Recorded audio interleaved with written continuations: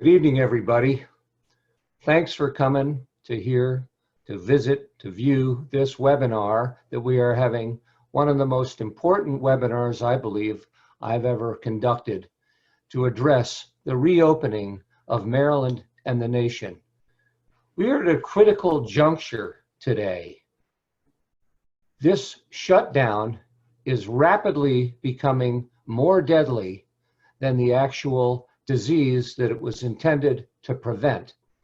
And we can no longer afford to remain shut down. People are losing their jobs, they're losing their careers, they're losing their businesses, and in many cases, they're losing their lives.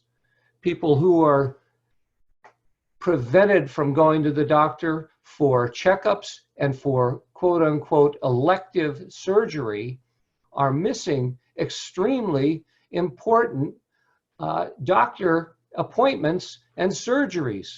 What do you say to the woman who has cancer and she was scheduled to get an operation, but that operation has to be put off for 2 months or 3 months because it's elective, and then in the meantime, that cancer metastasizes? That person is going to die because of this shutdown.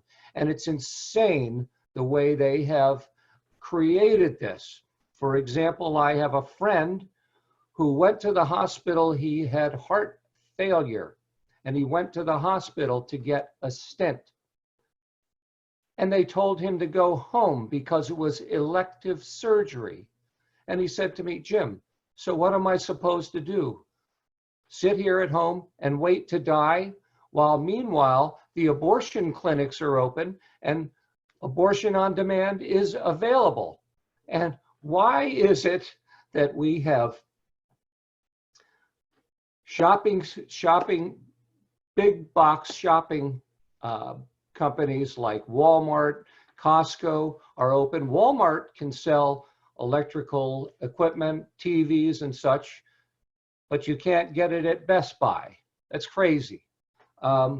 You can go to the grocery store and get all kinds of groceries,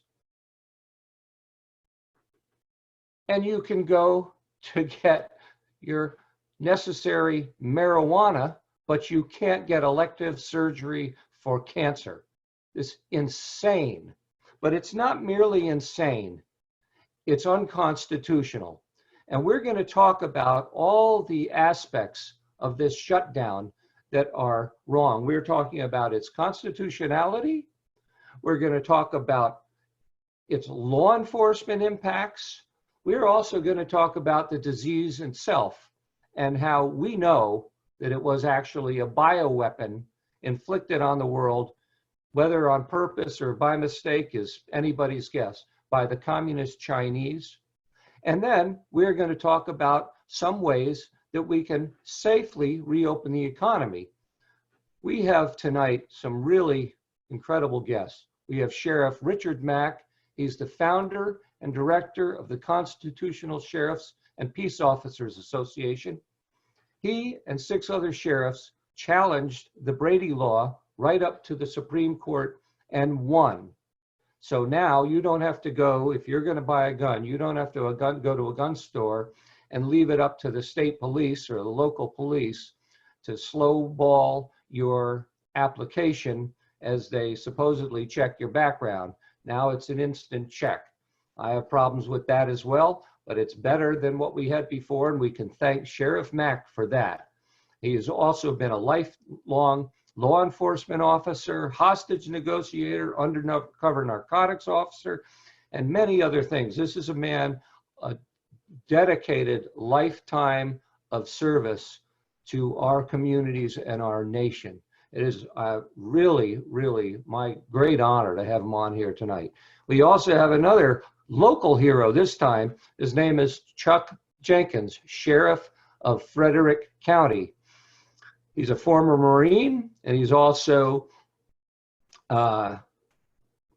serving as the 2nd Vice President of the Maryland's Sheriff's Association.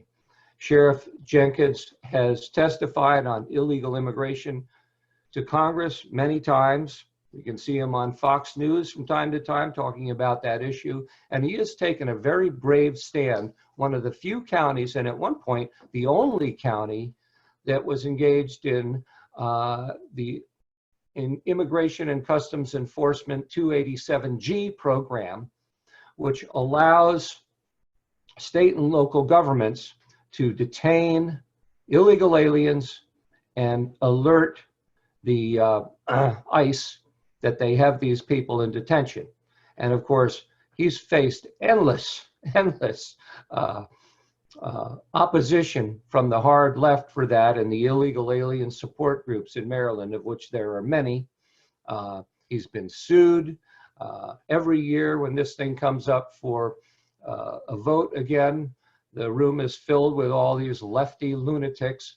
But he has done a great job, and he's stood up, and he continues to get reelected because the people of Frederick County know what a great job he does and how much he is dedicated to them. It's an honor to have Sheriff Jenkins with us. We also have my friend, longtime friend, Claire Lopez, formerly Vice President of the Center for Security Policy. She's the founder and president of Lopez Liberty LLC. She's a lifetime former CIA case officer. You know, that's the agent, you know, the secret agent kind. And she is also an expert on bioweapons. And so we're going to have Claire talking to us all about what this COVID-19 really is and why it acts the way it does. It's a very interesting question. We also have Benjamin Newsma. He's the founder and CEO of Navigo, and he created this amazing tool which evaluates the risk of opening up economies based on individual county risk. And it's a very in-depth, very clever, very well put together model that tells you every single day how much it's costing in terms of dollar costs, job loss, suicide, and other factors for keeping the economy shut down versus how much we would benefit by opening up and what the risk is on many dimensions to opening up. This is a brilliant thing. And he, at my request, I'm very grateful to him. He created a model just for Maryland, and he's going to show that to us tonight. Finally, my friend, a longtime friend, Wyoming rancher Mike Elmore, is going to talk to us about the food supply chain issues. Now, you know, I just have this kind of fantasy vision of cattle ranching where you're out on horses and you're, you know, lassoing the cattle and getting them to go into the pen and all this stuff. But it's really a very, very sophisticated business, and you have to do things timing just right. And he's going to explain to us why this situation with the shutdown has created a dangerous, dangerous bottleneck that could potentially reduce our protein supplies by up to 80%. And gratefully, President Trump finally took action. He used the Defense Production Act to demand that food processors, meat processors, stay open. And hopefully that will fix things, and we will learn about that from Mike Elmore. So I think you've heard enough out of me, probably, at least for the time being anyway. But I have to, before I do anything, since I am a candidate for the US Congress, I would be remiss if I didn't spend a couple of minutes talking to you about my campaign and hopefully convincing you to support my campaign through a variety of means. Most importantly, and it's on the homepage there right now, Uh, I think maybe my picture is blocking the view. Oh no, there's a donate button right down there in the right-hand corner. Please consider your most generous donation to this campaign. We have to take back the U.S. House of Representatives. I love Maryland. I raised my children here, and we've lived here, and I intend to stay here for the rest of my life. But the left is bleeding people out of the state. The taxes are high and increasing. The regulations are absurd. We have a Republican governor, but that Republican governor has imposed one of the most restrictive shutdowns in the country. And it does not look like it's going to let up. These things, all these things have to change. And I felt that I could no longer spend the time that I've spent. I've spent 18 years writing about these issues, speaking about these issues, consulting about these issues.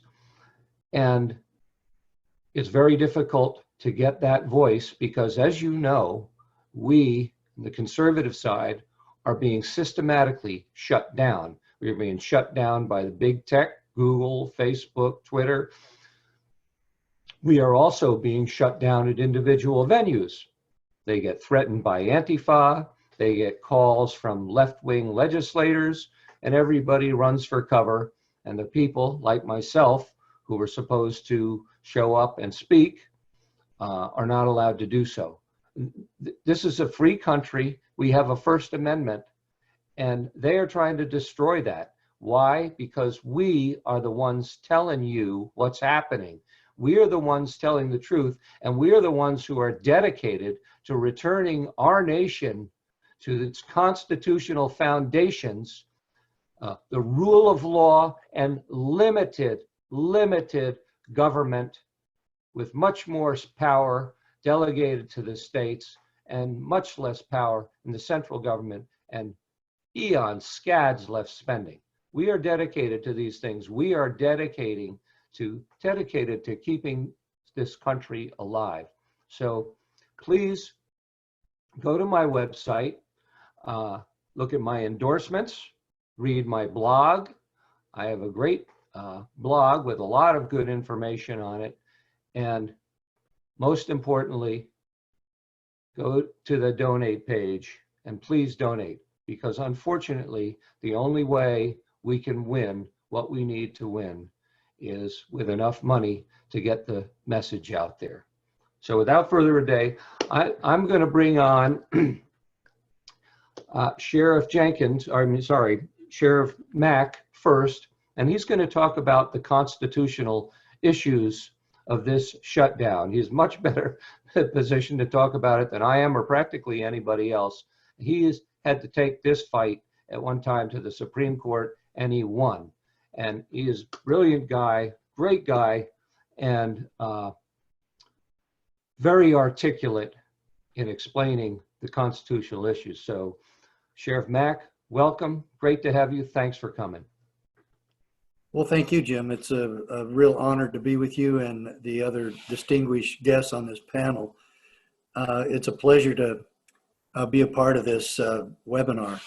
Oh, and by the way, I am going to donate to your campaign. You totally convinced me. Any candidate that can say the word Constitution without choking, I definitely get behind that one. We're proud of you for running. Thank you for having the courage to run. You've actually given us a constitutional choice. And speaking of the Constitution, how is it that the Constitution applies to what's going on today? Well, there is never a time in our country that you can suspend individual liberty or suspend the Constitution, and then our politicians will promise to give it back when the crisis is over. That should never be trusted. I don't trust it. I I believe that Americans can fight this, but if we're confined to our quarters and on house arrest, it will be impossible for us to fight. And this should not have lasted this long. If the government, like Trump has done, Trump has said these are guidelines. Every governor should have followed that lead. These self-appointed dictators in some of these states is wrong, and including the Republican in my state. Governor Ducey just announced yesterday that anybody who opens up their restaurant or their business without his permission will be fined $2,500, will go to jail for 6 months, and if they have one, they'll lose their liquor license. And that should never be.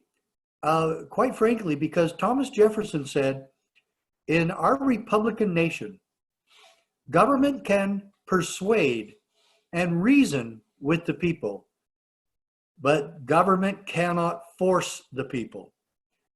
And this is where we're missing the boat. The Constitution completely allows for self-governance, that I make my own choices, that I work that out with my family, and that I do have a responsibility to take care of my family first, and then my neighbors and my community. And I will do that, but don't force me. Don't force me to do that. And none of these orders should be followed by any sheriff or any peace officer in the country, because they are also sworn guards of the Republic. They are sworn protectors of our Constitution. And this Constitution protects our God-given rights. And there's not a man or woman on this planet who has any authority or right to take my God-given rights away. Not for one day, not for 1 hour, and certainly not for 1 month or even a year, as some have already proposed. I'm not willing to destroy America and everything that made her great for this coronavirus threat, especially when we can't even get a straight answer on any of our medical questions about it. But even if it were infecting everyone in the country, I would never support the destruction of liberty for an effort to get rid of this disease. We can do it together, but only if we are free. And right here, I have probably the most valuable book that anybody in the country could have in your front pocket. And it's called The Victory for State Sovereignty, because it is a review of the case. The only time sheriffs sued the federal government and won a landmark decision at the U.S. Supreme Court. Let me read just an excerpt or two from it.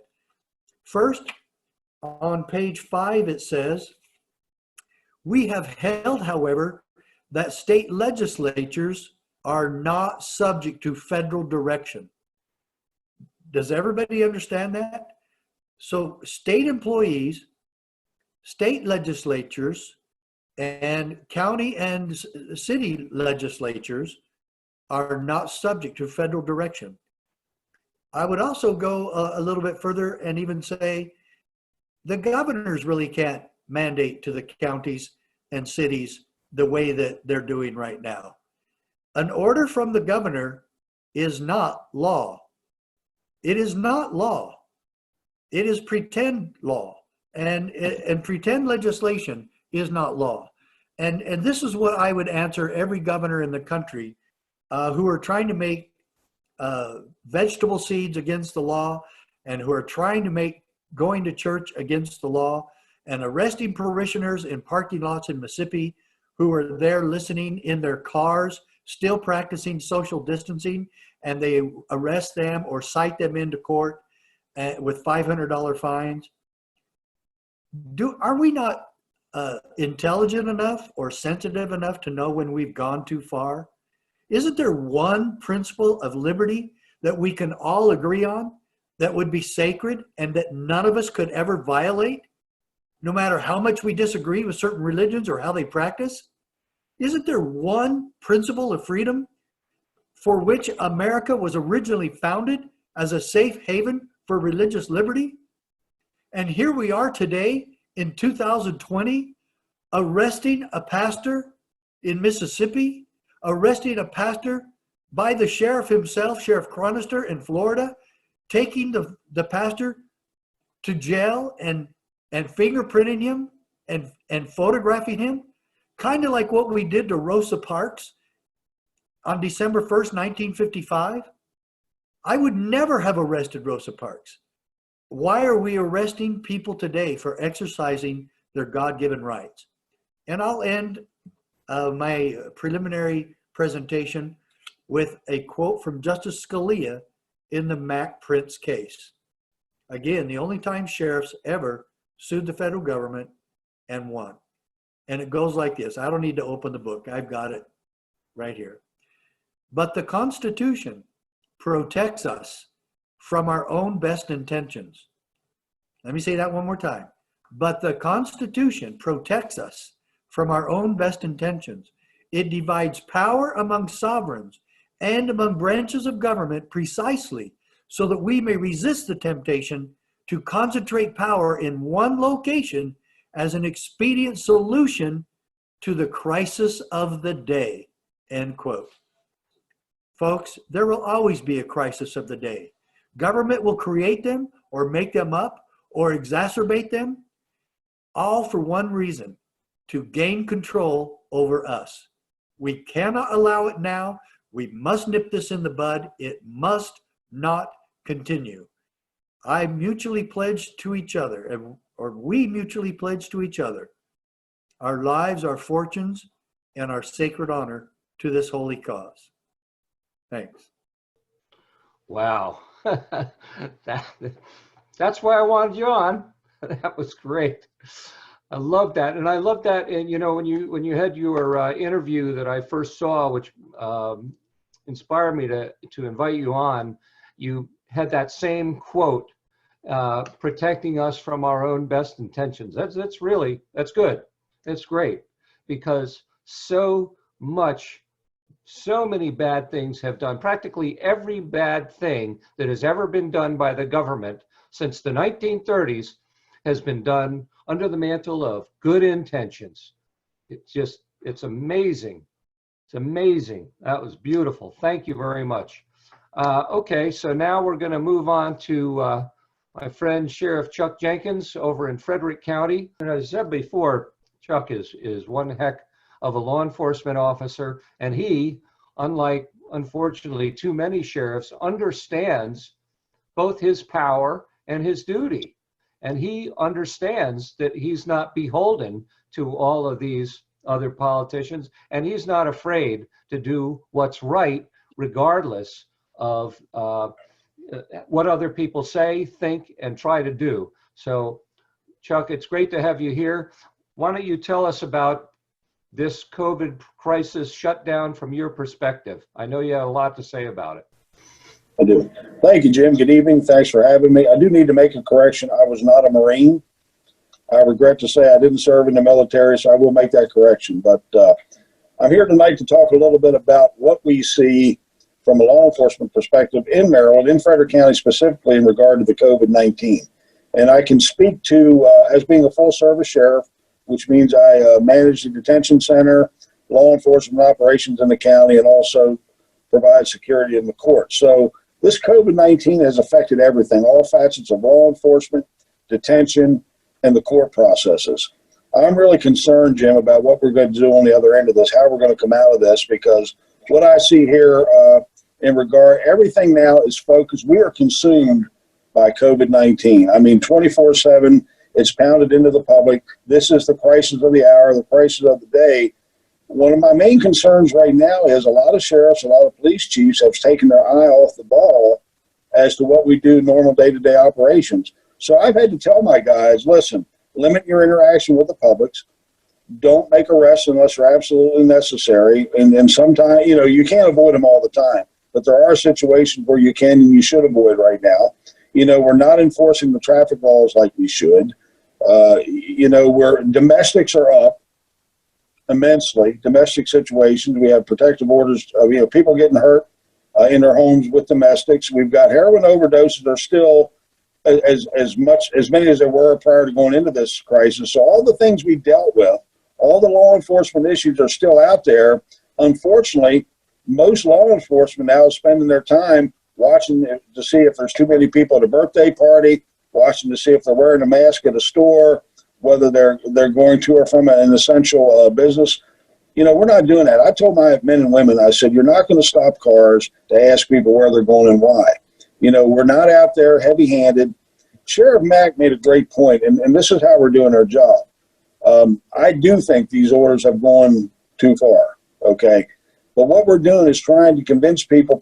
Americans don't like to be ordered what to do. I think we would all agree with that. So in our jobs out there every day, and I'm telling my men and women, let's get out there, let's reason with people, let's explain the order, the reason why. And so far in doing that, I'm trying to persuade people this is the right thing right now because we've got no pushback. We've not had to make an arrest. We just haven't had any problems whatsoever. And I credit the people of Frederick County for that. Talk about the detention center. And this is what really concerns me, that a lot of governors across the country, a lot of elected officials have decided the right thing to do is to empty the jails. That's absolutely the wrong thing to do. People that commit crimes and belong in jail to be punished and make accountable for what the crimes they committed need to serve their sentences. We're very fortunate here in Frederick County. We've kept the COVID-19, the virus, out of the jail so far. My men and women have done a great job doing that. We've created a bubble around it. But I'm getting beat up every day by the same people who criticize my immigration enforcement. Those same people want me to open the doors of the jail and let people go. They said, Sheriff, let out the low-level offenders. Well, ladies and gentlemen, we don't have low-level offenders in jail anymore. They just simply don't go to jail. The criminal justice system is already weakened, okay? If we continue to go down this road and allow people to be released and suspend their sentences and just simply cut them loose and not serve their debt to society, where are we going to end up? We're going to end up with a lawless society. That's what I'm concerned about. So, again, I have to fight this issue every day. And what people don't understand is not Sheriff Jenkins' decision. I run the operations of the detention center, okay? It's up to the courts. It's up to the judges. Defense attorneys can take their sentenced clients in before a judge and get a modification on their sentence. Pretrial inmates can have their bonds reviewed, can ask to be released on PR. I'm advocating to our local judges they not do that. Let these inmates, these convicted persons, serve their sentences. Otherwise, like I say, on the other end of this, where's it going to go? This is the first step in taking one of the foundational pieces out of the criminal justice system. The courts right now are closed pretty much. The criminal dockets are not being conducted. No traffic dockets. The courts are open for emergency hearings such as juvenile detentions, protective orders for domestics, or hearings that have to be conducted immediately. The judges are available. The courts are open. Very, very limited. The court cases are backed up by the thousands, and that's going to continue. I know right now in Maryland, at least, the courts are suspended. I think they reopen in full on June 8th. Now, what's that going to create on the other end of that? What I'm really concerned about there, you're going to have serious people convicted or people charged with serious crimes are going to plea bargain. You're going to see an enormous amount of pleas just to empty the dockets, just so the cases don't have to go to court.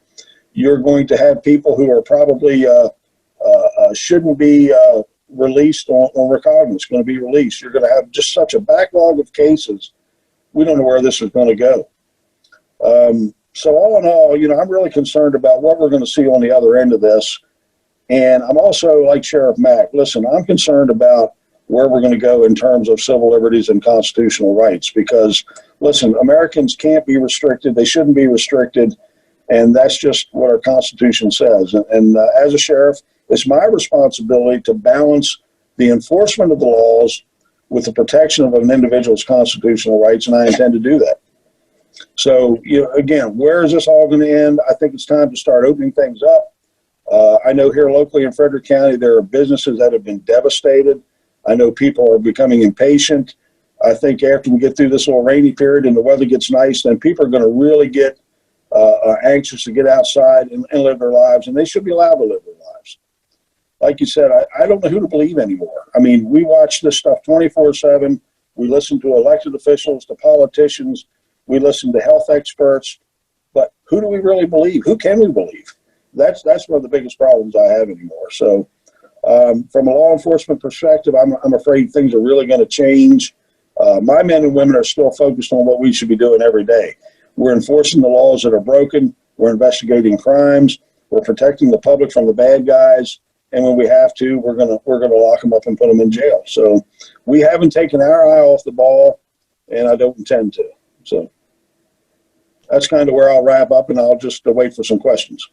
Thanks a lot, Chuck. Thank you very much. Yeah, it's very concerning, and it is impossible to know what to believe. There's so much contrasting and conflicting information out there. It's really hard to get a handle on it. But one thing I'm pretty certain of is that regardless, we need to open up, because as far as I'm concerned, I'll go out, and if I get COVID-19, well, so be it.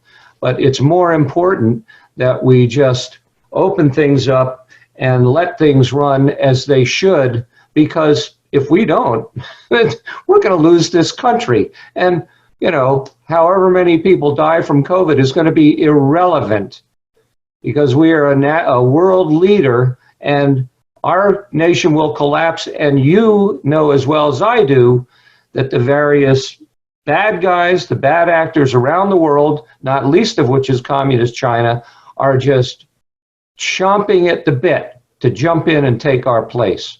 So this is a situation with international implications, serious international implications, over and above our own constitutional concerns and all the other things. It is really literally threatening. We need to get going again. And you know, that's a perfect segue to my next guest, Claire Lopez, who, as I said in the introduction, is a 30-year veteran CIA case officer and very brilliant lady.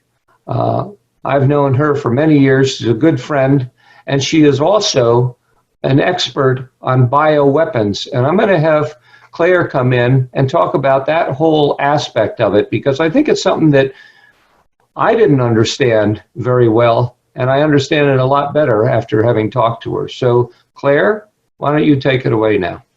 Okay, well, thank you so much, Jim. Very glad to be with you and with your other distinguished guests. We're in very good company here tonight, and thanks to all of you who are online watching us this evening. I hope you find this helpful.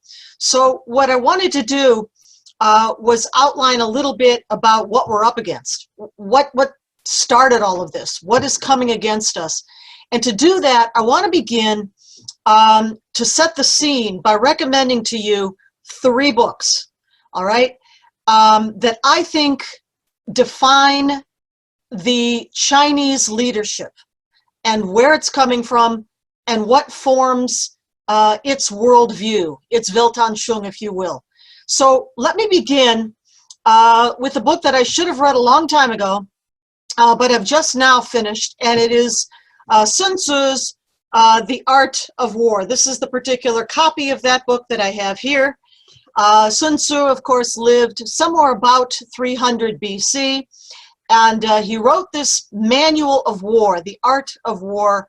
A lot of it has to do with very practical considerations of terrain, the mountains, and the river crossings, and such as that. But some of the best lessons that are conveyed in this timeless work, that, by the way, every Chinese leader knows and has read, are about how to fight without fighting, how to win without fighting, how to subdue the enemy without fighting, through what Sun Tzu would call clever operations. All right, let me mention another book. It is Unrestricted Warfare. Okay, Unrestricted Warfare is, as you can see, a rather slim volume. Paperback is the one I've got here. written in 1999 by two Chinese colonels in the PLA, the People's Liberation Army.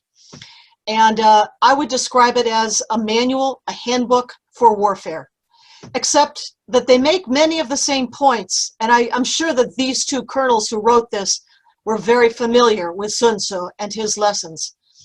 And so their manual of warfare, unrestricted warfare, is really a lot about spheres of warfare that perhaps we in the West have not considered as warfare until now, but very clearly listed in black and white in the book.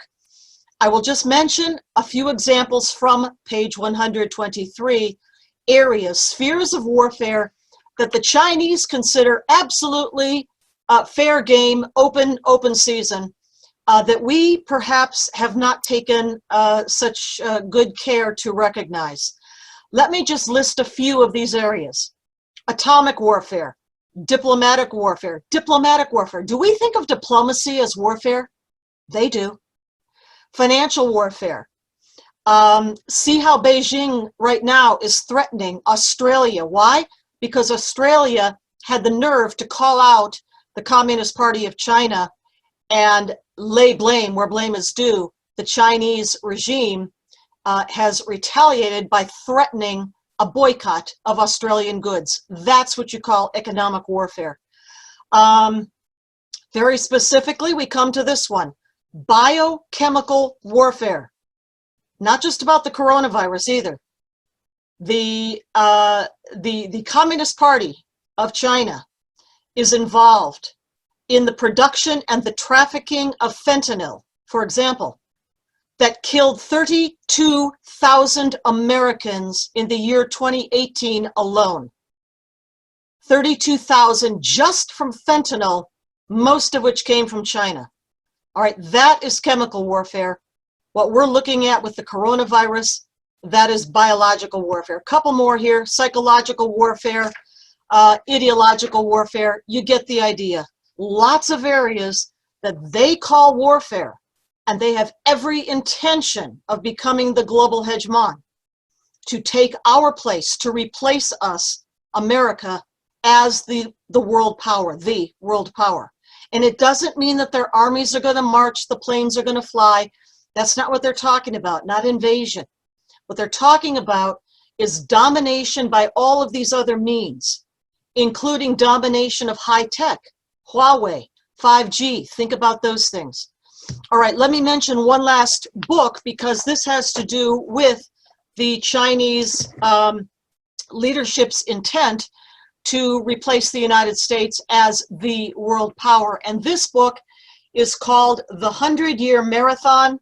It is by Michael Pillsbury, an excellent scholar of China who has served in presidential administrations going back to the 1970s, originally in the Nixon administration and beyond, for 20 or more years after that, a very strong proponent of the outreach to China, welcoming China into the World Trade Organization, for example, believing that by drawing China into the world network of trade and nation states, that China would gradually open up and become more of a liberal Western-style democratic country.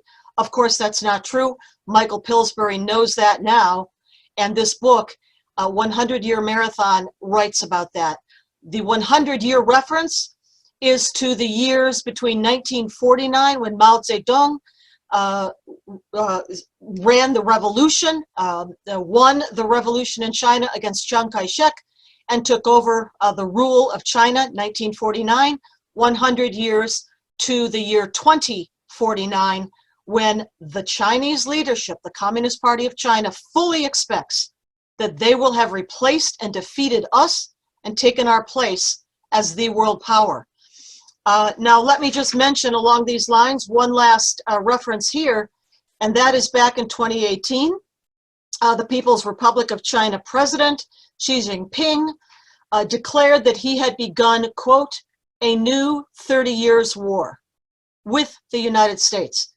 I'm sure you'll recognize that reference to one of the most devastating periods of warfare on the European continent that ever happened and decimated the population there. That's what he's talking about. He used that reference because it's to the West, and he knows that we would understand that. All right, let me move quickly to the Chinese Communist Party's offensive biological warfare program. Let me say first, I don't know why our senior leadership, be it academia, be it our national security, our elected officials, media, do not talk about the fact that China has one of the most advanced, one of the most sophisticated offensive biological warfare programs in the world. They work on things, everything from anthrax to Ebola to plague to smallpox, and yes, the full family of the coronaviruses. So unfortunately, the United States had some part in what we're facing right now.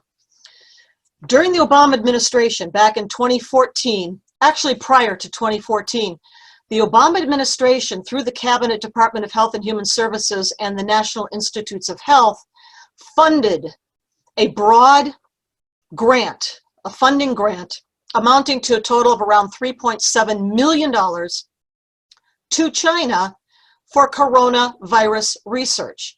Now, that went to a group, a broad overall group that is called the, let's see, what are they called? It's been cut off now.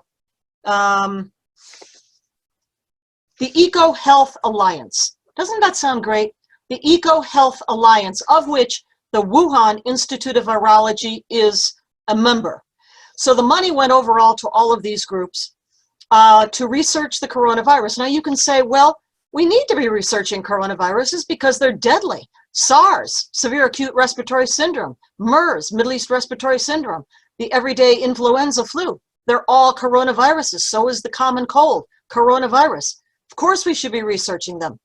But where does it cross the line between offensive biological warfare, which is intended to create a biological warfare agent, and defensive biological warfare research, which is intended to create drugs and perhaps vaccines?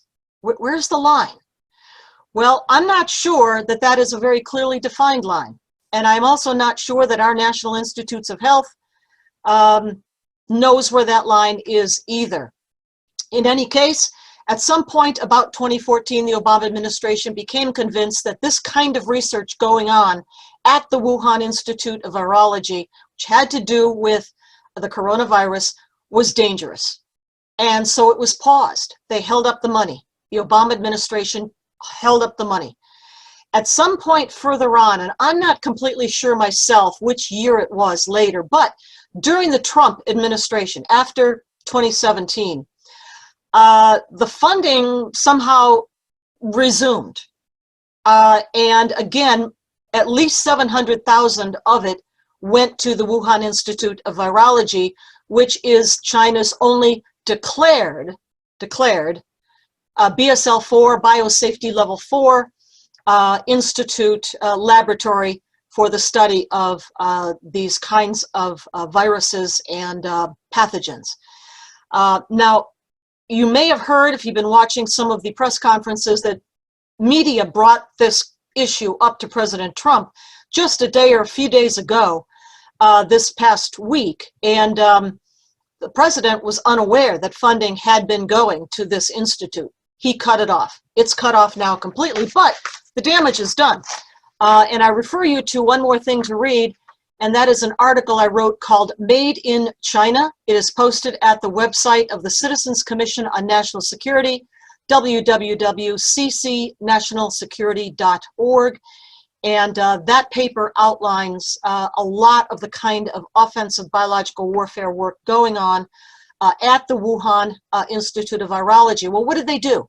What was so damaging? And here I give a hat tip to a very good friend of mine, an American by the name of Jill Bellamy, who is a public health and preparedness expert who lives and works in Europe. And she is an expert in these areas and helped me to understand a lot of it. What were they doing at that institute? Well, They're bioengineers, and I will call them bioengineers, bioweaponeers. At that institute, we're working on coronaviruses, something called gain of function.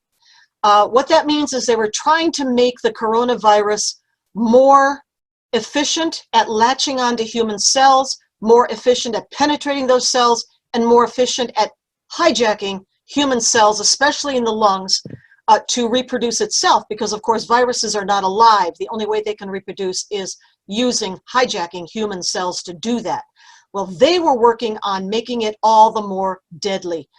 They created something called a hybrid, a chimera, a combination, a cut and paste, if you will, using little teeny tiny genetic modification tools. You'll have heard of CRISPR, I'm sure, which cut and pasted genomic sequences from the SARS virus, the HIV virus, and bat coronaviruses to make this hybrid that never in a million years would have developed naturally on its own in nature.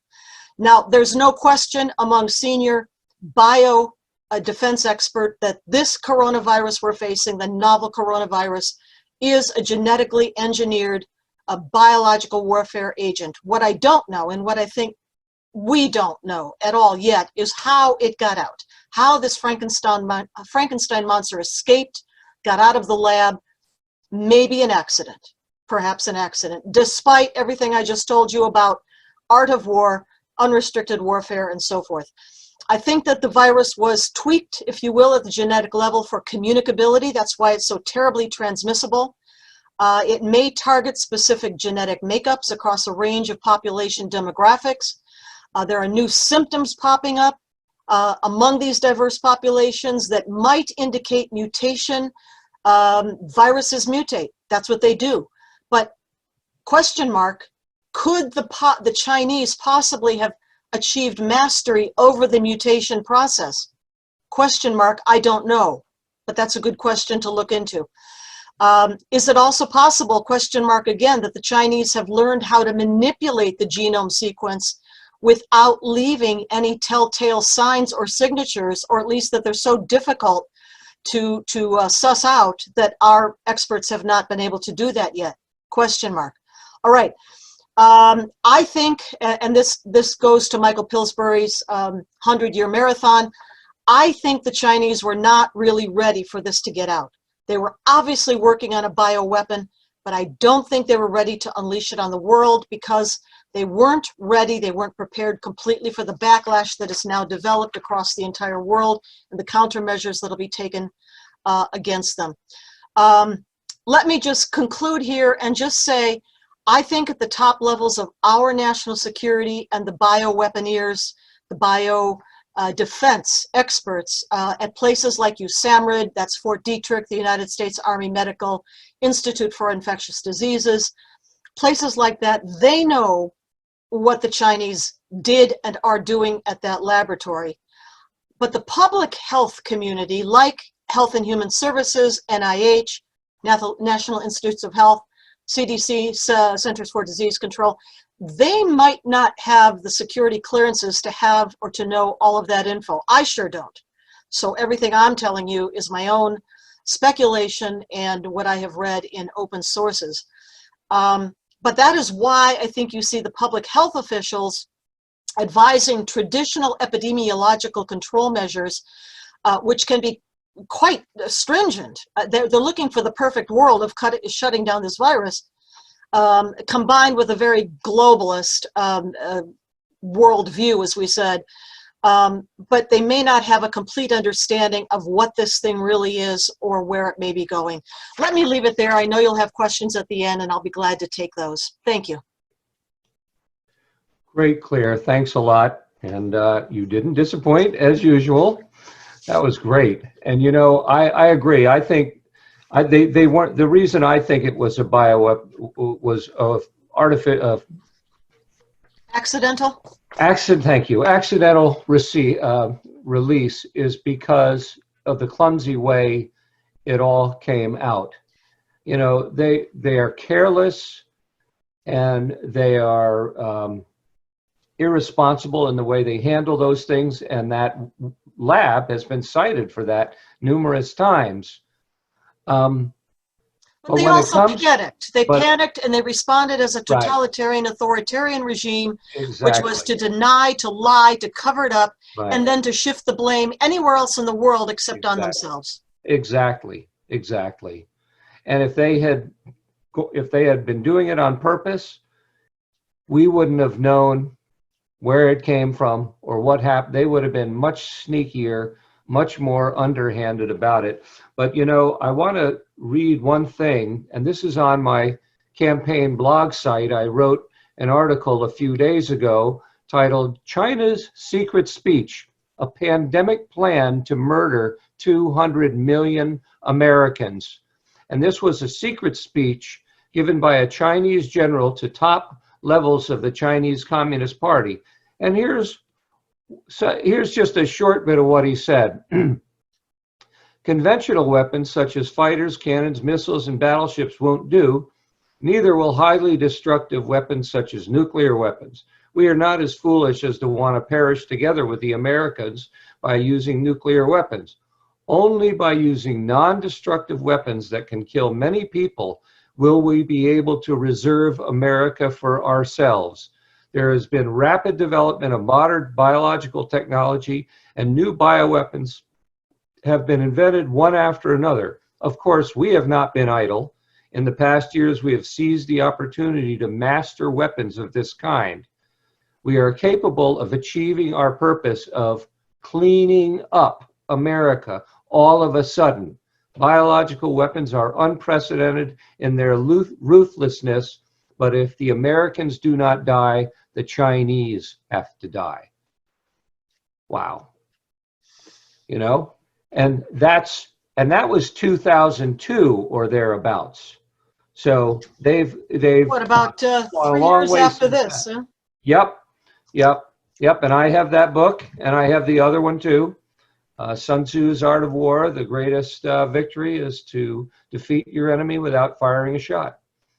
And it is the primary military manual for the Soviet Union, Soviet forces, Soviet Russian military, and the communist Chinese. And in fact, all communist militaries around the country use that as their primary training manual, their primary philosophical military manual, because Sun Tzu said all warfare is based on deception. Mm-hmm. And it is a brilliant tract. And only our special forces and a few other elements of advanced learning in our military actually read that, unless somebody individually takes the initiative to read it. It's something everybody in our military should learn and read and absorb and understand, because that's the kind of enemy we're dealing with. Thanks a lot, Claire. Okay, so next we've got Benjamin Newsma coming up. And Benjamin is the CEO of Navigo, Inc. It's a risk assessment firm, and they have international clients. And they created this beautiful tool for assessing the cost benefit of shutdown versus opening, right down to the county level. And they're working on getting all of their states up and running. Maryland, I believe, was the 5th one that they did, and they did that one at my request. I'm very grateful for that. Thank you, Benjamin. They've since added a few more on, I think Michigan, Tennessee, and a couple of others. But they don't have the whole country yet, and they don't because they don't have enough money. So another reason to, well, first of all, let me say, go to my place and donate to me first, and then go to Benjamin's site and donate to theirs. But they need our support, because he's done a beautiful job, and I'm going to turn it over to him, and he's going to explain this thing to you and show you how it works. It's really brilliant. So Benjamin, you're on, buddy. Yeah, Jim, thank you so much. And I'll just give 2 other sentences of background. So a lot of the risk management that we do is in the international travel space. So kind of like the restaurants, you know, they're in a forced kind of shutdown right now. Well, people ain't traveling either. So as far as our bottom line, that makes it a little of an exciting time frame. So that being said, if you want to support what we're doing, we have some buttons directly here on the site, and we would certainly appreciate it. Okay, so the site that we built is called Restart Now, and where we began this journey, we actually initially built a risk assessment for people to be able to understand what their personal risk is of catching coronavirus, and then what it means to them. So both statistically based on caseload, based on transmission in the area, and then personally based on a number of different attributes. The purpose of that was to help triage, you know, medical need and for limited test availability. And then as this started playing out, one of the things that we quickly realized is that there were a number of secondary fallouts that were starting to occur very quickly, economically, suicide, you know, and that information really wasn't making, you know, making the media. It really wasn't being understood, and we were seeing governors just shut down in entire states in a very binary fashion. And so our understanding of this is that this is ill-advised, and it doesn't take into account the incredible geographic and population density diversity that we have in our country. And so this is like you have a light bulb burned out in the room, so you're going to go throw the master breaker for your entire house. Well, there's several easier steps you can take. You could first just go to the breaker panel and just flip the switch for that room. But most rooms are equipped with a masterful device called a light switch. And you can use this light switch, and you can just turn off power to that light bulb, and then you can change that light bulb. And so our expectation of appropriate response in this type of situation is to focus on areas that are risky and to focus on risky subsets of the population. And by doing that, we can allow the rest of the economy to be as healthy as possible. So we built this site that's a data-driven approach that looks at the historic risk in areas, and it helps, it can be a tool to understand, you know, where things can open up very quickly. So you can see we've got a number of extra, you know, we have a number of states that we've built out here. You can visit the site directly. It's restartnow.io. And then again, I just got to here by saying, find your location. And then we're going to click on Maryland.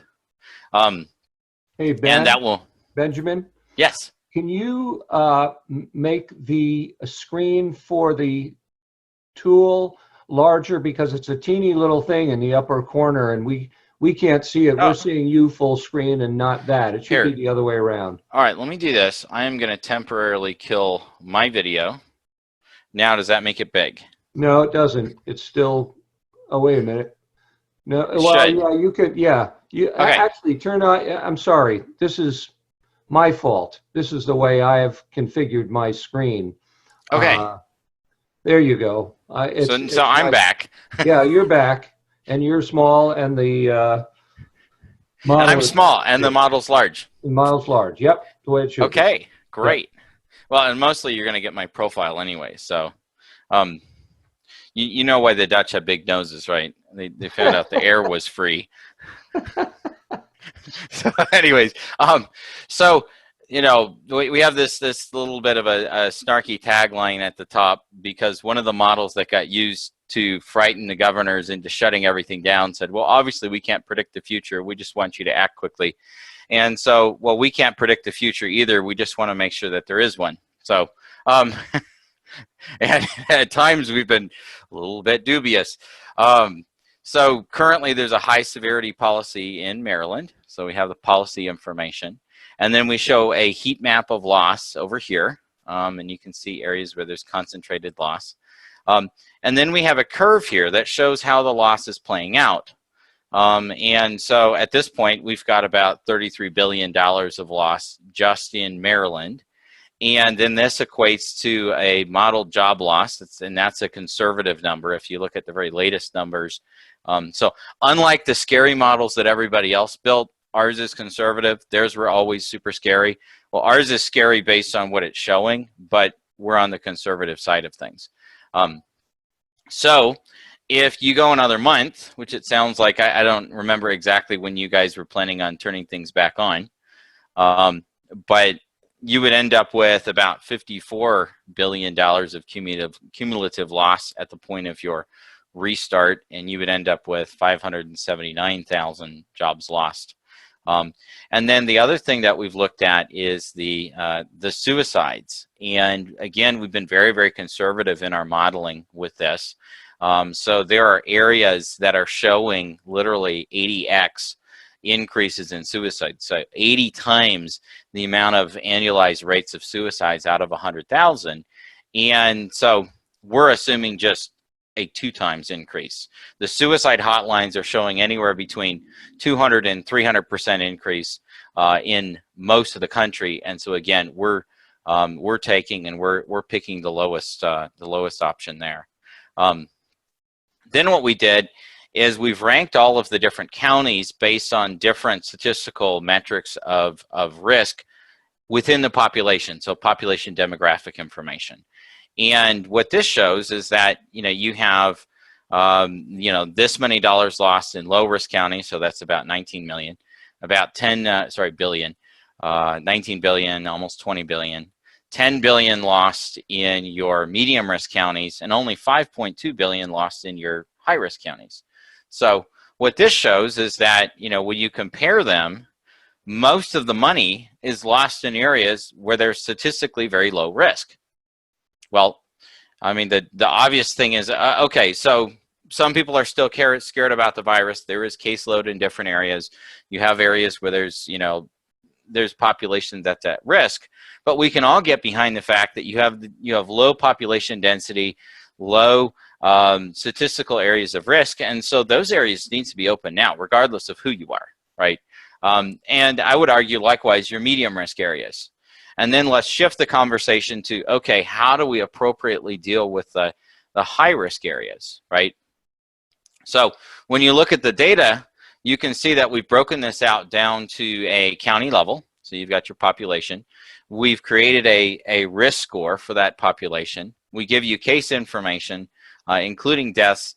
Ignore the recoveries information right now because the data set that we're using for this Johns Hopkins has stopped reporting recoveries, at least through our primary data set through them. So, which is kind of obnoxious. People are actually recovering. So the risks are actually going to start going down across the board as soon as we rewire the recovery info. And then you can see jobs lost again on a county level, and then you can see the dollars lost. And the jobs and dollars lost versus cases, so many of these are just, you get things like this that are totally insane, right? You've got 30,000 people live in Garrett. They're low risk. They've got 4 cases, and they've fired. And these aren't deaths. These are cases, right? Confirmed cases. And you've fired 1,493 people. Right. So what is that? You've fired somewhere around 300 to 400 people per person who got sick. This isn't person in the hospital with the bad case. This isn't fatalities.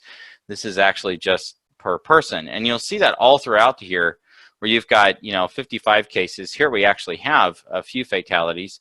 But again, we fired thousands of people. Right. And so when you start comparing to some of the secondary impacts like your suicides, you can see how those rates compare. So what we've basically done is we've doubled the fatality rate, but not the way we thought we were. We did the shutdowns, and if you look at the CDC guidelines as far as how to avoid suicides, their number one item on their recommendation list for the community is economic stability, right? And they talk about building, human connections, and so all of people's coping mechanisms, the sports, the racing, the bars, I mean, all of the things that people would normally do to feel better, right? You're telling them not to do that, and on top of that, you're telling them to go isolate. Well, human connection is one of the biggest ways that you can prevent things like suicide, and we're telling them don't do it. Right? And so what we've ended up doing in this case is that we've increased our suicide rate beyond the fatality rate from coronavirus in these areas. Well, that doesn't make any sense. We're simply multiplying the fatalities. And so again, we've modeled this all out down to a county level so you can see this.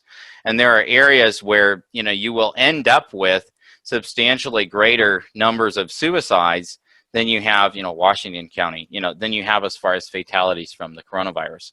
So again, it's really misguided.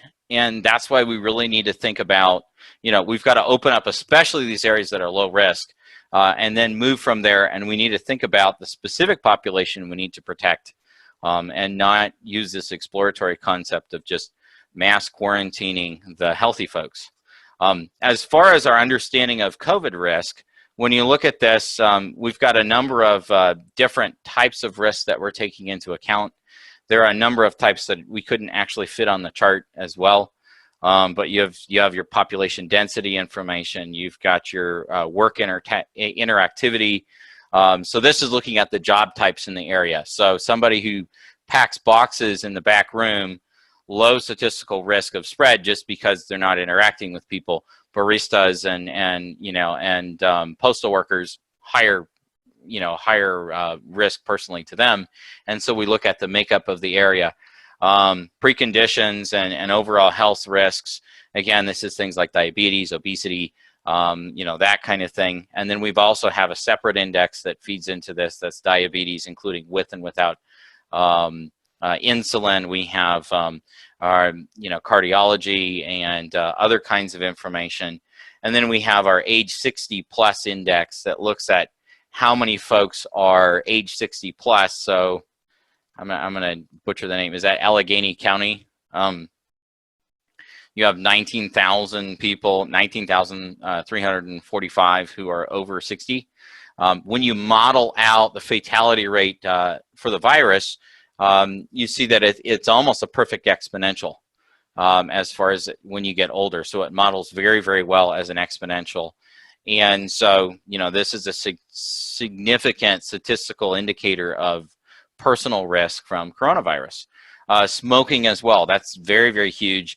So about 20% of smokers have COPD, and of folks that have COPD, there's about a 50% fatality rate, right? So again, this would be high because population density is okay, your work interactivity is high, your preconditions in the area are high, you have above average, age 60, and you have a whole bunch of people who smoke. Right, so that means that we would anticipate a higher level of fatality in the area based on the demographics of the population. And then we have industry-related information where you can see where the losses are happening, and it's pretty terrifying what we've done to these industries. It's just it's insane. So there's a quick overview, and then if you want to just simulate, okay, let's avoid this here. Let's actually restart now. You can click this button, and then you can see all of these places turn green, and then you lock in the current loss. So we initially made this green, but that made it too happy about, because this is still lost. This is still, Maryland has still lost $33 billion and almost 400,000 jobs, right? And is on track for additional suicides. Things that we plan to do from here. So depending on resources, we would like to also model out violent crime, and then we could show where that is, likely to increase, decrease, substantially on a county by county basis. And then there are other, violence against women, those kind of things. There's a number of other things we could model at the same time. But that's a quick overview of what we've done and a quick overview of Maryland.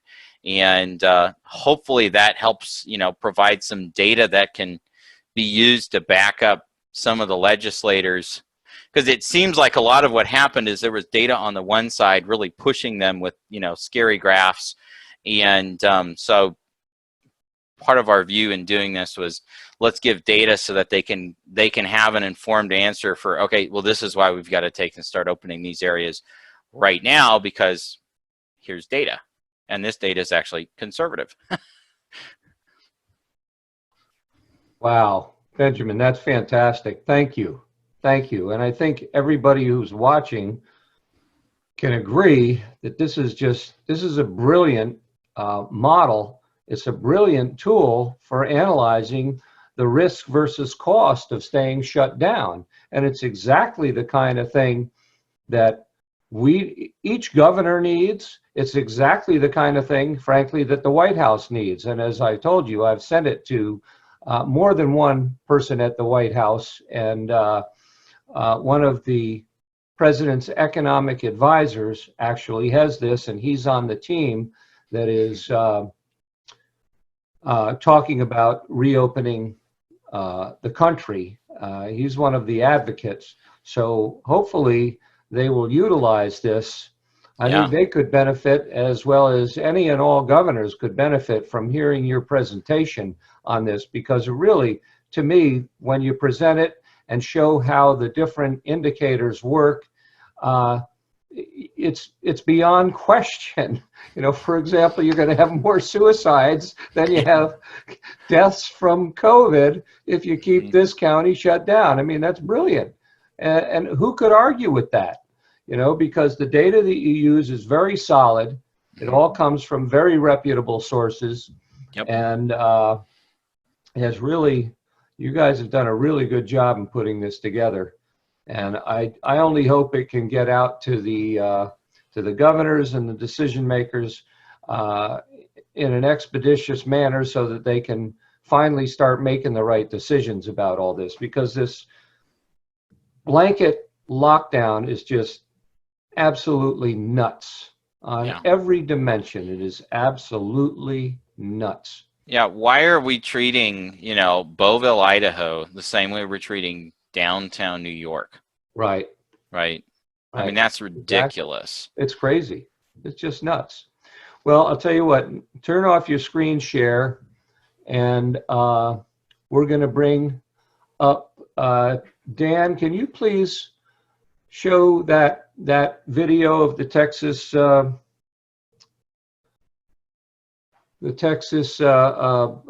rancher? There he is. Just give it a couple of minutes. Hey everybody, this is Shad Sullivan coming to you from the headwaters of Bitter Creek, Archer County, North Texas. We have to talk. State officials will be assisting to help identify potential alternative markets if a producer is unable to move animals, and if necessary, advise and assist on depopulation and disposal methods. Ladies and gentlemen, we are plowing under vegetable crops from coast to coast. We are euthanizing millions of chickens. We are aborting sows and burying feeder pigs. We are dumping milk by the hundreds of thousands of gallons, and now they are preparing us to depopulate the fat cattle ready to harvest because of a bottleneck created by the effects of COVID.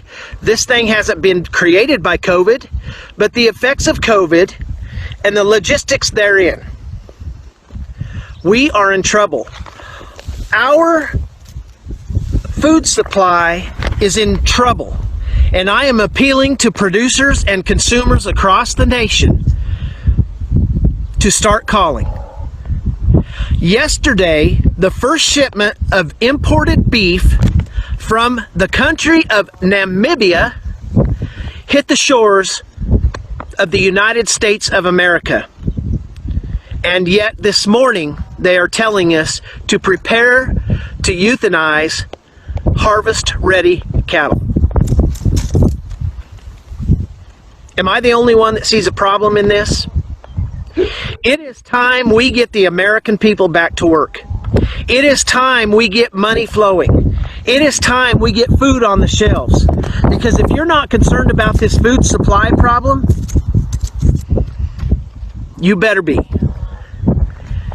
We have a huge supply and demand of food across this nation. We can feed the world ourselves, and yet we're destroying our harvests.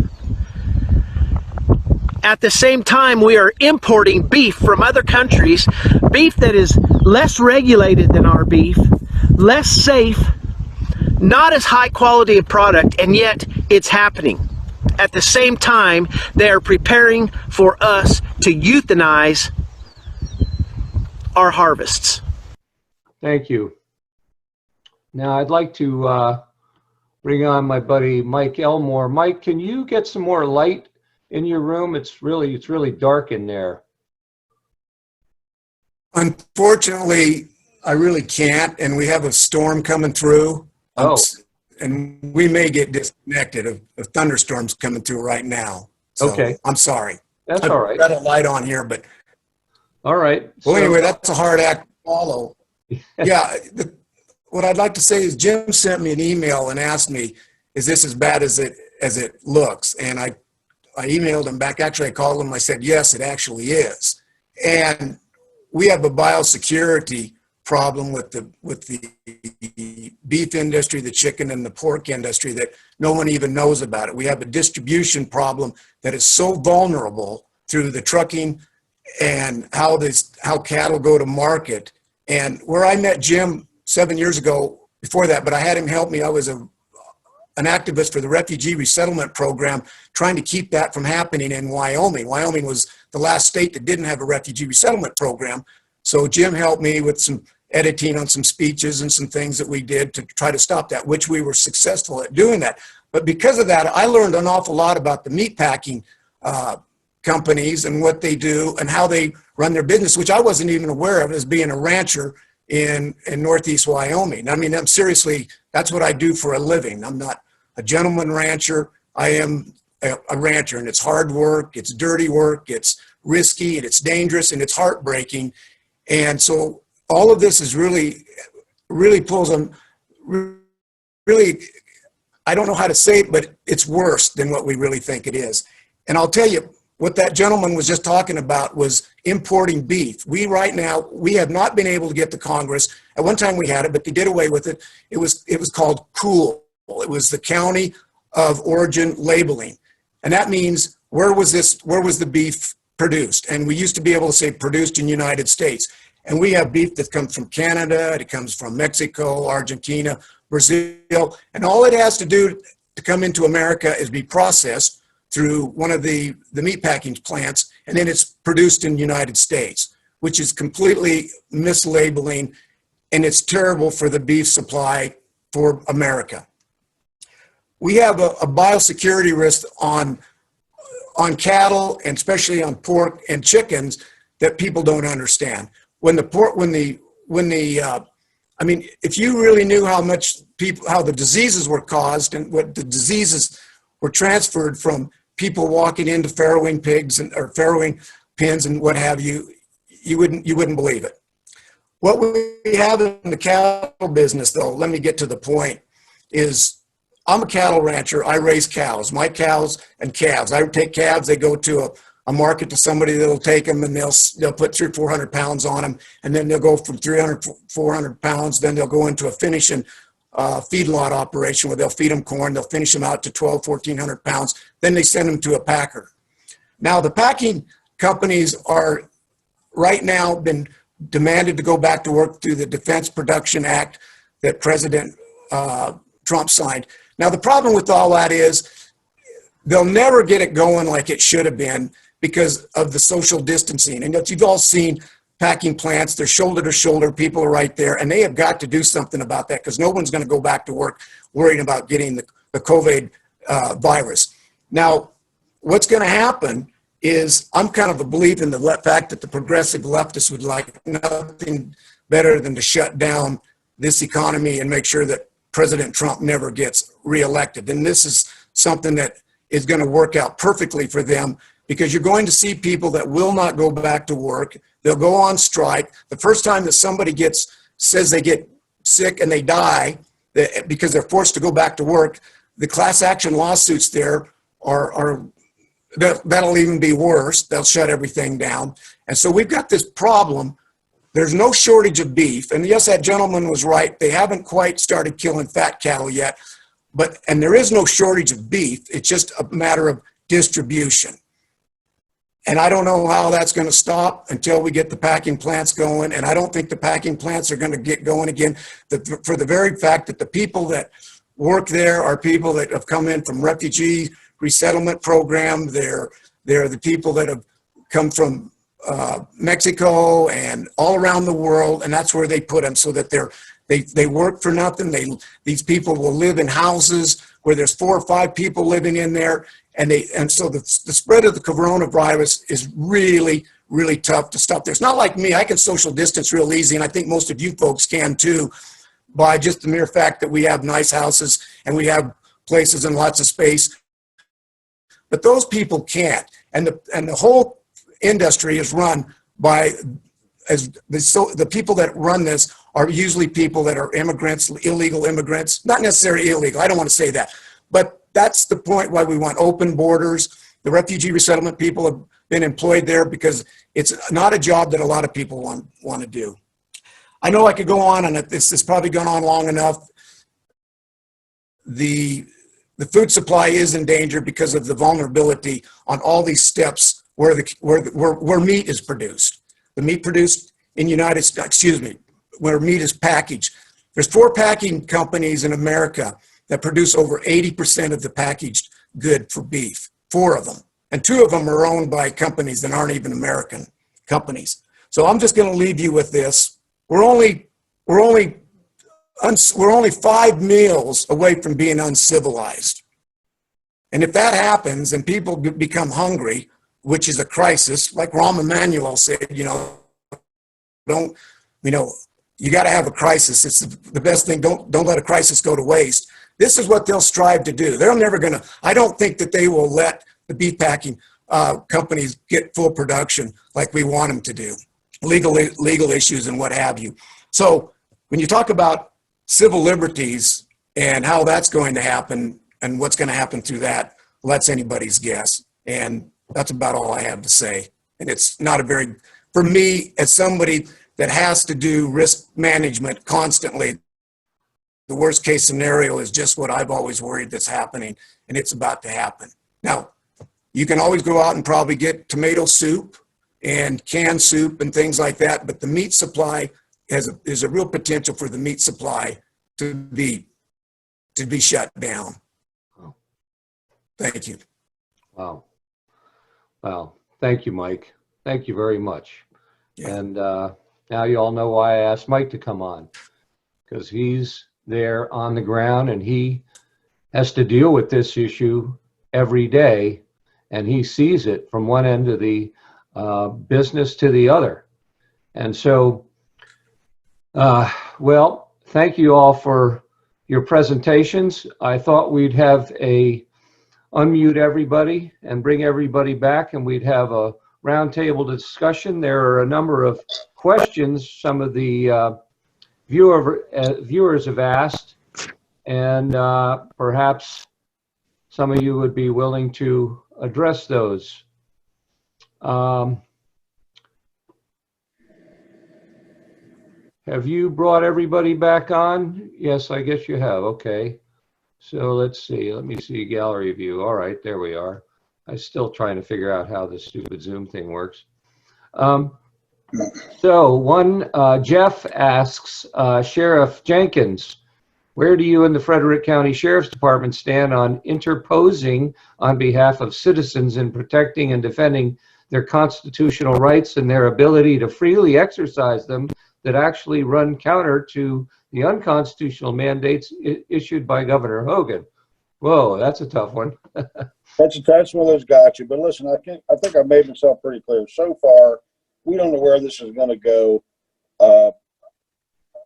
Again, we have been asked to.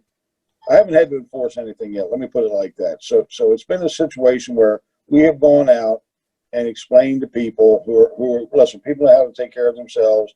They understand. We present the reasoning why these orders exist. We ask them through compliance. Okay. Absolutely through compliance to this point, to cooperate, adhere to the orders. So far, they've done that. I'm willing to make a stand if it comes to that, okay, to protect the citizens' rights. I hope this ends before it goes much further, because again, I see people becoming really impatient about this, especially people who are losing their livelihoods, people who are restricted from traveling where they want to do or go do things they want to do, the recreation. And like Mike said, I mean, people are only a few days away from being in pretty bad shape, either financially, food, whatever the case may be. So again, it's a difficult situation to put law enforcement in. It's a difficult situation to put a sheriff in, but I'm sworn to uphold the Constitution. I intend to do that. That's fantastic, Chuck. Thank you. Okay, I think that question was handily answered. Let's see. Gino asks, how do we respond to our state and local government officials regarding the unconstitutionality of their restrictive policies? Well, that's another tough one. Sheriff Mack, you want to tackle that one? Well, we certainly have civil disobedience at our disposal. I totally agree with one of the greatest examples of that. I mentioned her before, Rosa Parks. But the thing that I bring out with Rosa Parks is she was arrested by 2 peace officers in this country, in Alabama, Montgomery, Alabama. Two peace officers who swore an oath to uphold and defend the Constitution. What should those 2 cops have done? They should have sat down next to her and escorted her home safely when she got off the bus, and then provide her and her family with extra patrol during the night and the subsequent days. So but also tell them, look, I hope you have a gun in your home, because we won't be able to be here 24/7. And if you need to protect yourselves from whomever might be coming after you because of what Rosa did, then you let your conscience be your guide. See, that is a constitutional sheriff, that he's protecting these people and he's protecting their individual liberty. That needs to be the same thing we're doing today. If a minister is trying to hold church, the sheriff should be there guarding his right and protecting them from anybody from the state or the county or the city from coming and making arrests or issuing citations. How ridiculous can we get that a sworn guard of the Constitution could do such a thing? And what a great lesson from our constitutional sheriffs in this country to let people know in the county and in their jurisdiction what we do with such laws. The same thing that we should have done to the law that Rosa Parks was arrested for. We put stupid laws in the trash and we stand for the God-given God-given liberties that are protected by the supreme law of the land. And so to me, it's not that difficult. We just got to see the whole picture here, and that liberty is the ultimate goal for all of us in all 3 branches of government. It's not enforcement. It's liberty. And if we start understanding that, we're going to see a huge difference in how laws are enforced in this country. And, you know, I think a lot of people, and I didn't know this before I really met you and talked with you and understood what your mission was, that, you know, the sheriff really is the supreme law enforcement officer in the state. So the sheriff is not beholden to elected officials or other government levels of government. Although I think that varies by state. Like I think in Delaware, for example, and Chuck, you can correct me if I'm wrong. In Delaware, there was a guy who wanted to do things this way, and the legislature just came in and basically neutered the entire sheriff's department and made it an irrelevancy. Right. They do, and you're finding more. Yeah, I'm sorry, Jim, but you're finding more and more local governments who are trying to seize and undermine the authority of the sheriff, not only state to state, but county to county. But listen, the sheriffs are in jeopardy across the country. The more you see executive authorities like governors, like county executives, exercise that authority and try to undermine and create their own police forces, they try to take a lot of that authority away from the sheriffs. And that's really going on from coast to coast right now, a lot of different states. Yeah, right. Politicians don't like their sheriffs being independent. Right. They don't like the fact that we serve the people. Correct. Right. So let's see, another question here. Okay, so that one's taken care of. How is the judiciary going to handle the legality of many of these quarantine-related charges and fines? Jackie asks. That's, I think, anybody's guess. Sheriff Mack? Well, we're already seeing that. One state has upheld them. Another state judge has rescinded them and said they went too far. So it needs to hurry up and get to the Supreme Court. But I will say this, every sheriff does not need to ask permission from the courts. We should be doing our jobs, the courts notwithstanding. We don't have to ask permission from the courts to keep our oath of office. Let's take care of that without going to the courts. Yeah. Let's see. Jackie says, in support of Claire's comments regarding the R&D activity and the COVID-19 and Chinese bleaching operations that started after the outbreak. Oh, she puts in an address for my friend. Yes, very good article that she references here. I'll post it up on Facebook after we're done. Can't do anything about it right now. Mike asked, Tyson Food and other meat packers have had numerous problems with pieces of plastic, bits of other material contained in their products that have had to be recalled. Any of this possible sabotage by these foreign refugees? Tyson reportedly has hired over 1,000 employees from Somalia and Pakistan. I don't know that it would be sabotage. I would say more likely it's carelessness and shoddy work practices. Mike, do you have anything to say about that? No, I believe that's true. No, I think that's true. And there's something that I think, everybody wants to come to America. Everybody wants to be in America. But then you have to question, where's their loyalty? Do they want to be Americans? Right. And that's where we're running into things. And I'm not so sure all the refugees and the people that come here, and we see this all the time. They're nationalists from other countries. And I think my internet is really going unstable.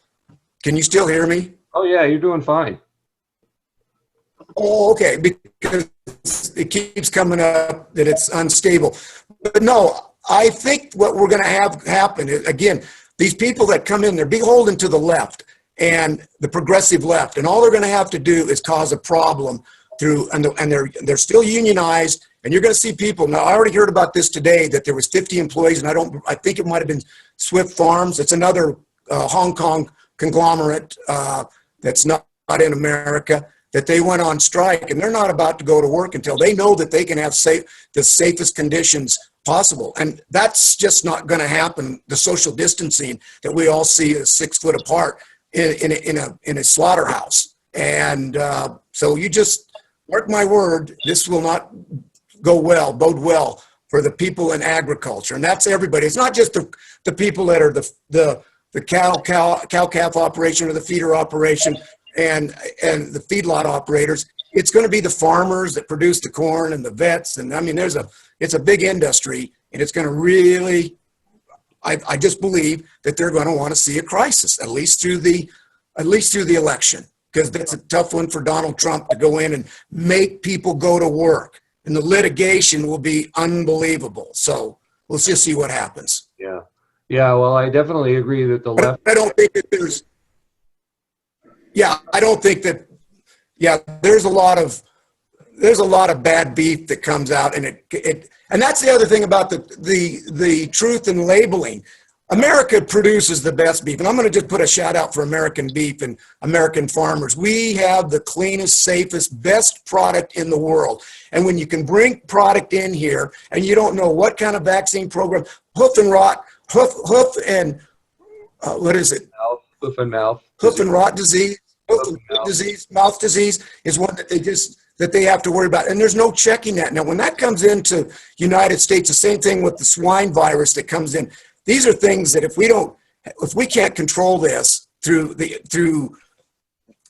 not through immigration, but through FDA. Dealing with the trade, this could even get worse. Yeah.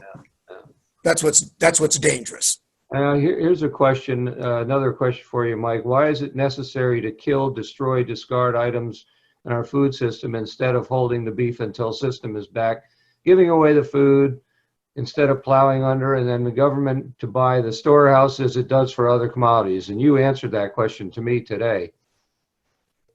Yeah, it's a perishable product, and I don't think people understand that. You get a fat cow fat cattle, they're ready to butcher at 1,400 pounds. I mean, you can't keep putting fat on them, because there comes a point where then it becomes no longer, you're not going to go get the grade choice and prime. You have to get these things butchered at the right time. It's like the pigs. They're at 300 pounds. They need to be butchered. If they go over that, then they're no different than a cull cow. They don't have the bacon. It's not bacon, it's fat. So you have to do something with it. And there's no way that, as a rancher, it's like, I'm in Gillette, Wyoming. No, I mean, they're not going to, I can't sell enough beef in Gillette, Wyoming to make this thing work. It has to go through a distribution process from the producer to the feedlot operator to the packer to the grocery stores and the trucking. I didn't even mention the trucking process, because there's trucking involved in every one of those. That's why it has to be like that. And it's perishable, and it's not that easy. And that's what they do. They have to plow them under, because the distribution won't work. Right. Yeah. Let's see. Okay. Brenda says, even though we don't know if China did this deliberately, this all seems too convenient. Trump put a huge tariff on China. Our economy is going gangbusters. Dr. Fauci is recorded as saying in 2017 that Trump would have a major pandemic during his administration. This is an election year, and they wanted to destroy Trump by this. Please comment. You want to comment, Claire? Sure. I mean, the truth is that just about every president has a pandemic, so it's not a tough prediction to make. Right. Pandemics come all the time. We certainly had them, for the last couple of presidencies, and going back in history, pandemics arise on a regular basis, unfortunately. Do the Chinese have it in for us, the Chinese communist regime? Absolutely, yes. Do I think this thing got out on purpose? I do not think that right now.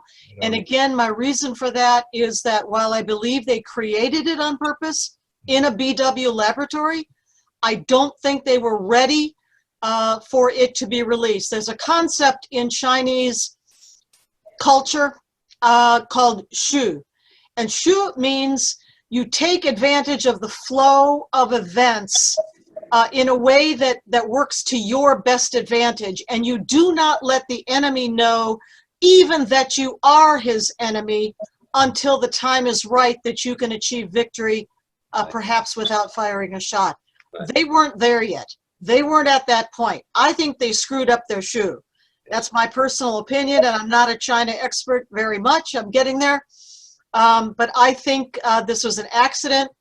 And I think that other evidence of that is the panicked way that they responded after it got out. I mean, that was pure panic. That was not scheduled. They literally locked people in their apartments and nailed the doors shut, and people starved to death in their apartments rather than spread. I mean, that's how bad these people are. But, all that being said, and I agree with you, Claire, all that being said, the left has never let this crisis go to waste, and they are exploiting it for everything it's worth. And I guarantee you that Nancy Pelosi and the Democrats would love to see our economy totally collapse. They would love to see the presidency totally destroyed, just for the sole purpose of having better chances in November. They're willing to sacrifice our country, our rule of law, every element that keeps this country alive and makes it great. They would be happy to destroy, and they're drooling over the prospects so that they can hopefully take power in 2020. And once again, that's why I'm running, and that's why a lot of us are running, and that's why this year is the most important year, I believe, in my lifetime, perhaps throughout our entire nation, for us to win. Everybody should be involved in one way or another. If you can, you should run for office. If you're not going to run for office, you should do volunteer work for people that you support. You should definitely be regularly donating. Here I go again. Another shameless pitch for my donation button on my website.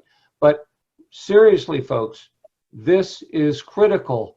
And literally, the Democratic left, they are no longer the Democrat Party. They have abandoned the Democrat Party a long time ago. And I wish my Democratic friends would get it through their heads and understand that, because these people are not Democrats. They're socialists, and many of them are actually really communists. And they are better related, better friends with our enemies than they are with us. They'll be happy to see the Chinese communists come in or the Russians come in, because they think that they're going to be buddy and buddy up to them and be right there with them when and if they take over. They're not afraid of that, but we sure as heck should be, because really we are facing a domestic enemy today. And let's see, we've got Mike asked, with China's animosity toward America, can we really trust any of their products anymore? Like, no, we can't, and we never could, honestly. Well, we probably could at first, because they wanted to get all of their products to our market and get that all established. But now once they're there, you know, for example, our military purchases, or at least used to purchase, its high-tech microchips from Chinese manufacturers for military application. And the Chinese put a little Trojan backdoor in every one of those. So all the military jets flying around had a little Trojan backdoor in there that the Chinese could have activated at any time. And I guarantee you, if those chips had stayed in those jets and we faced a confrontation with China, one of their military leaders would have turned on a switch, flipped a switch, and you would have watched jet fighters falling out of the sky. That's the kind of thing they were doing. And fortunately, we found it and we replaced them. But that's the kind of stuff that we can expect from them. It was always a mistake. It was a snake started, I hate to say, by George H.W. Bush, but mostly Bill Clinton and President Obama really put it on steroids to send our industrial base over to China, and it's really hurt us. Let's see. I think we got one more question. Okay, Sheriff Mack, Harold asks, is it actually civil disobedience that we're to exercise, or are we actually exercising our civil obedience? Well, as I said earlier, defiance of tyranny is obedience to God, and that's who we're supposed to obey. And that's where I put my allegiance and my obedience. And my wife isn't listening right now, so I don't have to say I obey her. I might have been sheriff, but she was always the boss. No, it is civil disobedience, and we do not support violence. This isn't a revolution, it's a restoration. And it can be done peacefully. Imagine how wonderfully successful and impactful civil disobedience would be in this country when your sheriff and his deputies are marching with you. Yeah, it's a good security team to have around, but it's also a good message to the world that we believe in civil disobedience and we believe in liberty, and our founding fathers risked everything for it, and they committed acts of violence to obtain it. And I'm not against dying for freedom and liberty, but I believe that there is a peaceful means available to us, and we must exhaust all of those. So let's be real clear on that. And also I would add this. I would invite everybody, all of you, Claire and Mike and Jim, all of you, Sheriff Jenkins, everybody can join the CSPOA. Let's all become a member of the CSPOA. Get on our website and get on our email list. I am a member. Oh yeah, you already are.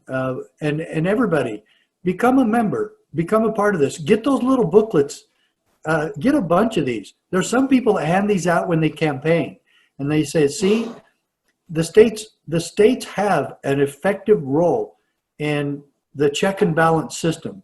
And the 10th Amendment is alive and well, and the states need to be enforcing it. And if you ever want to stop forced vaccinations, you better have your local authorities and your sheriffs educated about how to stop that. And so there's a lot of scary things going on, but we need to remember that this is an act of love and patriotism and love for freedom. And I hope that we get back to that.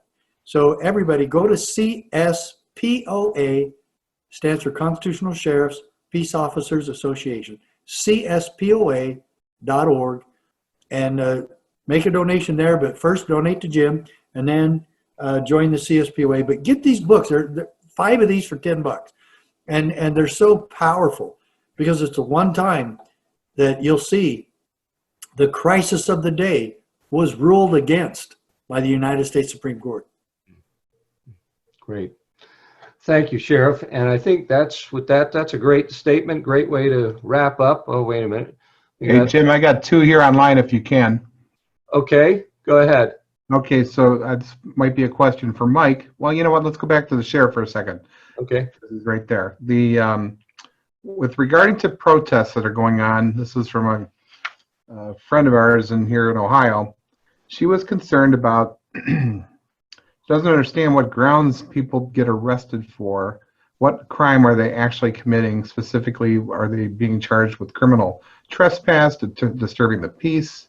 Does it stay on their record? Are they resisting arrest? I mean, what are they doing if they're just going to a protest and getting? Well, most of those fall into the category of pride arrests or stupid arrests, and the enforcement of stupid laws is the essence of tyranny. And we need to make sure we're not stupid cops enforcing stupid laws. Right.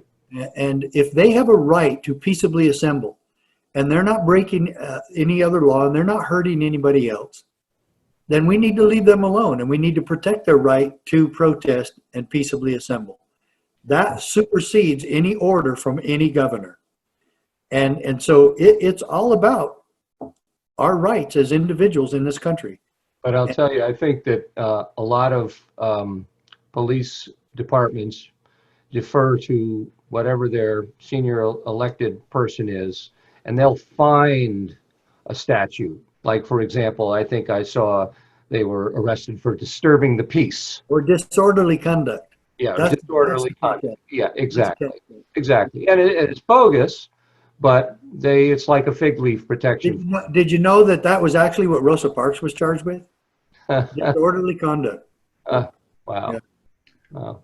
All right. The other question I have is with regards to that Defense Production Act that President Trump authorized the other day about the meat packers to stay open, the processing plants to stay open.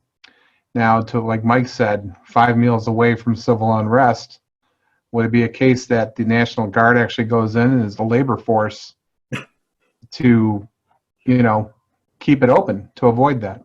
That's the question. That's an interesting question. Who knows? Mike is muted right now. Yeah, Mike, he's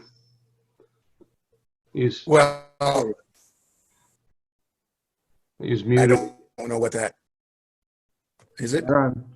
Yeah, you're right. I think we're losing him. I don't think there's enough National Guard to go in and actually. I mean, you take the small pig processing plant over here in South Dakota. They had 3,700 people. I mean, there's hundreds of thousands of people that are employed by the processing plants, and that I'm not aware of what that entails as far as how many National Guards that we have, but I don't think that's ever going to happen. I really don't. There's not enough of them. That's my opinion, and it's based on I don't know. This is Sheriff Jenkins. Can you hear me? Yes, sir. Okay, I've lost my video, but I wanted to add something. So I've had the privilege of being involved in the program for about 3 years now at the Army War College, and the whole program involves what is the role of the military or the National Guard to support local law enforcement in the event of a catastrophic incident, similar to what we're seeing now. And I can tell you, there are only certain roles that the National Guard are actually prepared to perform, and I really don't think that would be one of them. Yeah. Right.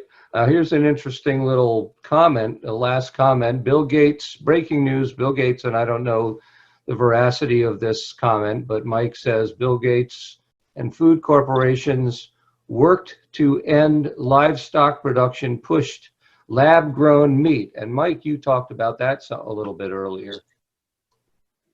Lab-grown meat. Well, I talked about that. Well, I talked about that because our family's been here ranching for 130 years. Yeah.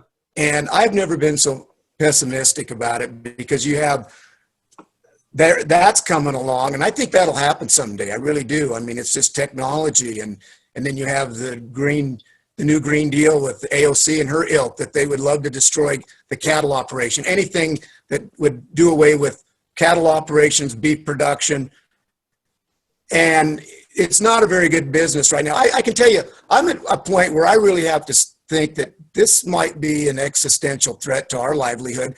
It's about 60% down from what it was, the cattle market was, from what it was 6 years ago, I believe. I mean, it's terrible. There's going to be a lot of people go broke, and I just hope that I hope I can hang on. That's all I can say, because it's not looking good for the beef producers. And this is just one more nail in the coffin. But I do believe that someday they'll probably have that ability, at least for hamburgers. Nobody's going to produce a big New York strip, and in a petri dish, but they probably will do hamburger and stuff like that. I see that happening. Another reason to get out of the cattle business. All right. Well, listen, everybody, thank you so much, everybody, for participating. It's been great to have you. I think this was really, really powerful presentation. And we are going to record this, and it will be available. I hope we can put it on YouTube, but we are going to record it and make it available. So for those who didn't see it, we can share it. And for those who tuned in on Facebook Live, thanks a lot for coming. And thank you all for being with us tonight.